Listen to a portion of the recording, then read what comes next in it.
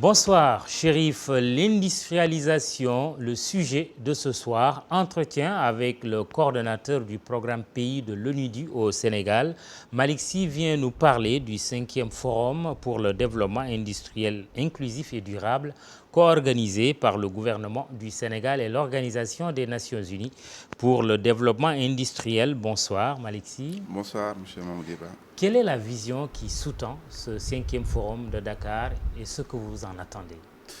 Alors, en fait, c'est le croisement de deux visions. La première, c'est la vision du PSE, donc du président de la République, le plan Sénégal émergent, donc, qui a un volet industriel et qui se veut inclusif. D'une manière générale, les projets du PSE se veulent inclusifs. Et également, ce nouveau concept que l'ONUDI a lancé donc, lors de sa conférence générale à Lima, au Pérou, où donc, ils veulent également développer le nouveau concept d'un développement inclusif et durable. Donc dans les deux visions, vous avez le mot inclusif donc, qui revient, qui est très fort, parce que justement, l'industrialisation, donc, généralement, c'est fait sans cette dimension inclusive où on ne prend pas en compte beaucoup de choses, beaucoup de facteurs. Cette fois-ci, on veut prendre en compte beaucoup de choses. La première dimension inclusive, c'est l'inclusivité territoriale. Bon, c'est un développement industriel pour l'ONUDI, pour tous les pays, mais dans le pays, pour tout le monde. Aucun territoire ne doit être laissé en rade.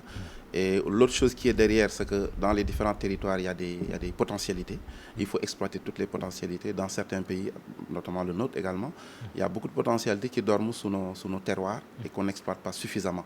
Bon, donc la dimension inclusive également intègre cette dimension. Il y a la dimension sociale également, que tout le monde doit participer à l'effort de développement économique, industrielle d'une manière générale. Donc il y a l'inclusivité sociale. Il y a l'inclusivité également financière parce qu'également il faut beaucoup de moyens, la conjugaison de beaucoup d'efforts financiers pour pouvoir arriver à un véritable décollage industriel. Donc, et également l'inclusivité par rapport au fait de prendre en compte plusieurs dimensions, la dimension également environnementale, donc la dimension durable, énergétique, etc. Donc il y a une inclusivité également par rapport à ça. Donc le mot inclusif est assez large et assez vaste et c'est ce qui sous-tend un peu ces deux visions-là. Donc un développement industriel, la recherche d'une croissance, mais inclusive, donc qui prend en compte tout le monde et qui intègre toutes les dimensions. En Afrique, deux pays pilotes choisis, le Sénégal et l'Éthiopie. Quels sont les résultats justement que vous attendez de ces Alors d'abord, ces deux oui. pays ont été choisis parce que justement, il y a une vision et en tout cas un plan de développement global qui est derrière. Le PSE est bien vu par l'ONUDI. Exactement. Oui. Également en Éthiopie, ils ont leur plan national de développement également qui est bien vu par l'ONUDI et qui a un peu guidé le choix de ces pays parce que ça part d'une vision globale. Il y a d'autres plans ailleurs. Pourquoi ils n'ont pas été choisis? Bon, peut-être l'idée c'était c'était une phase pilote où il fallait choisir deux pays. Et il y a d'autres facteurs donc, qui ont été pris en considération qui ont fait qu'il y a d'abord également le critère langue. Il fallait un pays francophone et de l'autre côté un pays anglophone. Il y a également la dimension géographique, Afrique de l'Ouest, Afrique de l'Est, etc. Donc il y avait un ensemble de facteurs qui ont fait qu'on a choisi ces deux pays. Pilote mais cobaye aussi? Voilà, exactement. Voilà. Pilote est toujours cobaye. Oui. Mais cobaye par rapport à tout ce qui va être fait. Et parfois, c'est intéressant d'être cobaye. J'ai lu dans la note conceptuelle de ce forum, l'industrialisation a joué un rôle clé dans le développement économique depuis plus de 200 ans. En effet, il serait presque impossible pour un pays d'atteindre un haut niveau de développement économique et social sans avoir développé un secteur industriel avancé au préalable. C'est l'industrialisation qui a permis aux pays avancés d'atteindre leur niveau actuel. Elle a ce même potentiel pour l'Afrique. Mais la remarque qui s'impose, c'est que l'industrialisation dégrade aussi la qualité de vie des populations. Si on considère la dimension gouvernementale, comment l'Afrique pourra-t-elle rattraper son retard dans ce domaine, le domaine industriel, avec le corset développement durable, cher à l'ONUDI? Alors, mais je voudrais, si vous me le permettez, répondre d'abord à votre question. Je n'ai pas répondu, à savoir les résultats qu'on attend de ce forum. Oui. C'est très important pour moi parce que, justement, c'est le 5e forum. Il y a eu 3 à 4 forums auparavant. On en a organisé à Vienne, au siège de l'ONUDI. Donc, 2 forums. Ensuite, on en a organisé en Éthiopie, hein, qui est l'autre pays pilote, le premier pays pilote, l'année dernière. Et puis, un 4e forum qui était également organisé à Vienne l'année dernière, en fin décembre. Et ça, c'est le 5e forum. Donc l'objectif de ces forums, bien sûr, quand on les organise dans les pays pilotes bénéficiaires, c'est vraiment d'informer le public sur ce concept. Parce que d'abord, ce concept, pour que ça passe, pour que ça fonctionne, il faut que les gens se l'approprient, les populations locales, et à tous les niveaux. Hein, tous les acteurs qui doivent être impliqués dans la mise en œuvre de ce concept-là, la déclinaison opérationnelle de cette vision. Il faut donc que les gens soient sensibilisés, que se l'approprient ce concept. Donc c'est l'objectif principal du forum. C'est pour cela que donc, dans le cadre de ce forum, on a invité tout le monde, tous les acteurs clés, l'État, le secteur privé, le système éducatif, l'enseignement supérieur, la société civile, etc. Donc, oui, terminez votre phrase. Non, voilà, c'est dire que tout le monde est impliqué. Et l'objectif vraiment central, c'est de sensibiliser le maximum possible et d'organiser quelque part l'appropriation de ce concept par les acteurs. L'Afrique face au défi de l'industrialisation avec le corset développement durable, c'est moi qui l'appelle ainsi. Oui. Alors, je pense que la dimension durable renvoie le plus souvent à la prise en compte de la dimension environnementale, mais également de la dimension énergétique.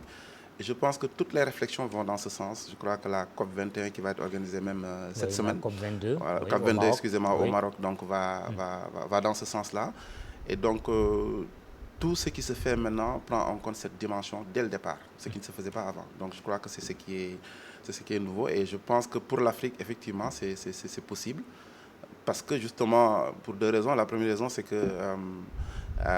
les réflexions et les technologies sont très pointues dans ce domaine-là. Donc, pour prendre en compte cette dimension, aussi bien du point de vue de la recherche d'une efficacité énergétique, mais également de la prise en compte de l'environnement. Hein. Donc, je pense que développer l'industrialisation de l'Afrique en prenant en compte cette dimension, je pense que ce ne sera pas quelque chose de difficile à mon avis. La problématique, c'est que l'Afrique est le continent le moins industrialisé, si on se situe justement au niveau du développement durable, mais c'est aussi celui qui est le plus affecté par justement la dégradation de l'environnement. Tout à fait. Est-ce que cela interpelle l'ONUDI? Tout à fait. D'ailleurs, il y a une composante environnementale qui est très importante, donc, dont certains projets d'ailleurs ont déjà démarré. Mais le tout, c'est de prendre la chose dès le départ et d'intégrer dans les études même de projets donc cette dimension-là et de faire un développement industriel, mais qui prend dès le départ la dimension environnementale, déjà dans les études, et de cerner le problème pour pouvoir essayer de le régler même et de faire quelque part une industrialisation verte.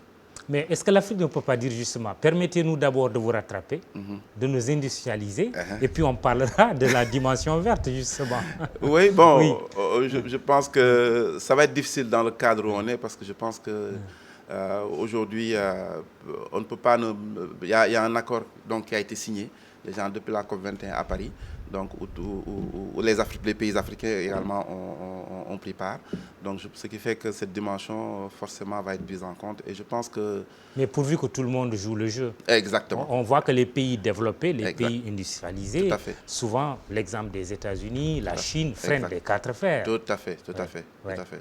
Tout à fait, et quels sont les moyens dont vous disposez en tant qu'ONUDI pour pousser justement les pays à aller vers une économie verte? Verte, oui, c'est uniquement dans l'assistance technique. Bon, parce que quand même l'ONUDI est une organisation internationale donc qui accompagne beaucoup de pays, aussi bien des pays développés que des pays sous-développés. C'est dans le cadre de l'assistance technique que nous offrons à ces pays-là qu'on peut encadrer, entre guillemets, quelque part, donc, cette propension à aller donc, vers une industrialisation. Et puis bon, je veux dire, les dangers qui guettent quand même la planète font qu'aujourd'hui, quelque part, tout le monde est obligé de jouer le jeu, quoi, et de prendre en compte quelque part cette dimension. Surtout qu'aujourd'hui, les technologies, comme j'ai dit, sont très avancées dans ce domaine-là et que voilà, prendre en compte cette dimension, de plus en plus ne coûte pas cher, mais également de plus en plus ne pose pas de problème, parce que justement, il y a une recherche très avancée dans ce domaine-là. Le Sénégal, comment il peut être qualifié? Pays peu industrialisé, pas du tout industrialisé?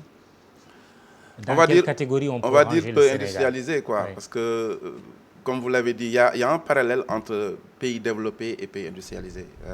Quand on parle de pays développés, on parle des pays industrialisés en général. Bon, donc, le Sénégal est classé dans les pays les moins avancés, avec un faible taux d'industrialisation. L'industrie représente 12% de notre PIB. En Afrique, la moyenne est aux environs de 20-23%. Donc, on est assez peu industrialisé, mais il y a quand même une industrie. Ce matin, d'ailleurs, le forum a démarré avec un film sur les industries qui se développent dans différents secteurs pour montrer quand même Ouais. que dans le cadre de ce forum-là, on est en Afrique, mais quand même, on ne part pas de rien. Il y a une industrie qui existe au Sénégal, donc, et qui ne demande qu'à être développée, quoi. Donc, pour que les gens qui viennent ici ne pensent pas que, surtout peut-être du point de vue de l'étranger, qu'il n'y a rien de ce point de vue. C'est pour ça que nous avons démarré avec un film de 3 minutes qui a été très, très, très expressif et qui a quand même montré que quand même il y a un début d'industrialisation, mais qui est assez faible. L'Afrique piégée par ses matières premières. Pendant longtemps, l'accent a été mis sur l'exportation de produits bruts, plutôt que la transformation, la valeur ajoutée. Exactement. Exactement. Oui. C'est pour cela d'ailleurs que c'est cette tendance qu'on veut renverser, qu'on n'exporte plus nos produits primaires sans les avoir transformés pour laisser la valeur ajoutée ici, créer des emplois, etc. Et quand on parle même d'agropole, justement, c'est pour adresser cette question d'industrialisation. Donc, comment aujourd'hui développer notre agriculture par la transformation. Donc, le développement et travailler les autres maillons de la chaîne de valeur, donc l'approche chaîne de valeur, pour pouvoir justement laisser la valeur ajoutée ici au lieu d'exporter notre valeur ajoutée. Donc, c'est ça qui est derrière donc, tous les projets industriels du PSE. Donc, en fait, il y en a essentiellement 3 dans les 27 projets phares. Donc, il y a bien sûr le parc industriel qui cherche à créer une infrastructure de base, mais également un accompagnement pour pouvoir aider les projets industriels à se développer sans trop de problèmes. Également les agropoles. Également, là, on travaille sur la transformation de nos produits primaires, mais même le hub minier aujourd'hui. Donc aujourd'hui, ne plus exporter notre or ou nos matières premières de façon brute, même notre pétrole qu'on vient de découvrir, mais travailler sur la transformation de nos produits. Donc aujourd'hui, c'est le mot transformation qui est le maître mot, justement pour ne plus être un pays exportateur de produits bruts, mais également transformateur de ces produits pour développer de la valeur ajoutée avec l'impact sur l'emploi et voilà.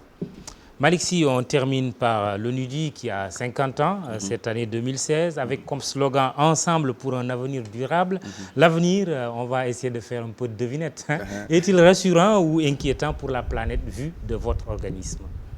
Bon, disons que quand même, en lançant ce slogan, justement, on s'était placé quand même dans une vision très positive donc, du monde, quand même, du développement de la planète. Parce que justement, on essaie de tirer les leçons du passé et pour pouvoir capitaliser dessus en prenant en compte les erreurs du passé. Parce que quand on lance un nouveau concept, développement industriel inclusif et durable, c'est que justement on capitalise ce qui se faisait avant en disant que maintenant, plus jamais ça. Maintenant, il faut une industrialisation verte qui prend en compte tout le monde, qui ne laisse personne en rade, mais également qui prend en compte les dimensions très importantes qu'on ne prenait pas en compte avant. De ce point de vue, je pense que quand même il y a une vision assez positive et assez optimiste du développement de la planète. Restituer un monde vert tel qu'il nous a été légué. Exactement, exactement. Merci Malick Sy. Merci vous à êtes vous. Le coordonnateur du programme pays de l'ONUDI au Sénégal. Votre organisme et le gouvernement du Sénégal organisent un forum, le 5e du genre, sur le développement industriel inclusif et durable. Chérif Diop, c'est tout pour ce soir. Demain, vous avez rendez-vous avec Antoine Diouf. Excellente soirée. Merci.